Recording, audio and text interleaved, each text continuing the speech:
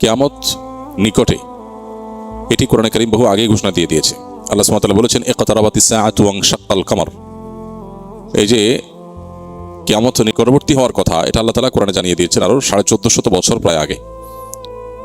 আল্লাহ বলেছেন ইকতারাবাতিস সাআহ, কিয়ামত নিকটবর্তী হয়ে গেছে, ওয়ানশাক্কাল কমর, এবং চাঁদ বিদীর্ণ হয়েছে। নবী সাল্লাল্লাহু আলাইহি ওয়াসাল্লামের মুজিজায় তার আঙ্গুলের ইশারায় চাঁদ দ্বিখণ্ডিত হয়েছিল। এর মধ্য দিয়ে কিয়ামত নিকটবর্তী হওয়ার ঘোষণা আল্লাহ তাআলা দিয়েছেন। অতএব কিয়ামত নিকটবর্তী, এতে কোনো সন্দেহ নাই।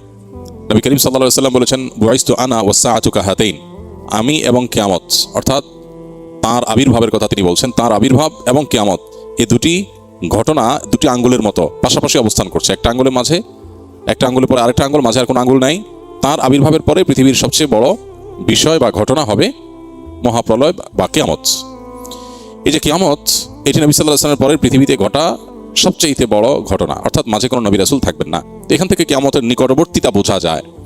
কিন্তু আমাদের সমাজে কিছু ঘটলেই, কোনো ঘটনা, কোনো যুদ্ধ, কোনো বিগ্রহ, কোনো কিছু ঘটলেই আমরা অনেকে কিয়ামতের দিনক্ষণ গণনা করতে শুরু করি, যে আর এত বছর আছে, এত বছর আছে, আর ঘরবাড়ি করে লাভ নাই, ইত্যাদি ইত্যাদি। হ্যাঁ, একজন ইমানদার সবসময় প্রস্তুত থাকবে আখিরাতের জন্য, দুনিয়া নিয়ে অনেক বেশি ব্যস্ত হয়ে থাকবে না। যে কোনো মুহূর্তে তার ডাক আসতে পারে। প্রত্যেকটা মানুষের মৃত্যু মানেই তার কিয়ামত।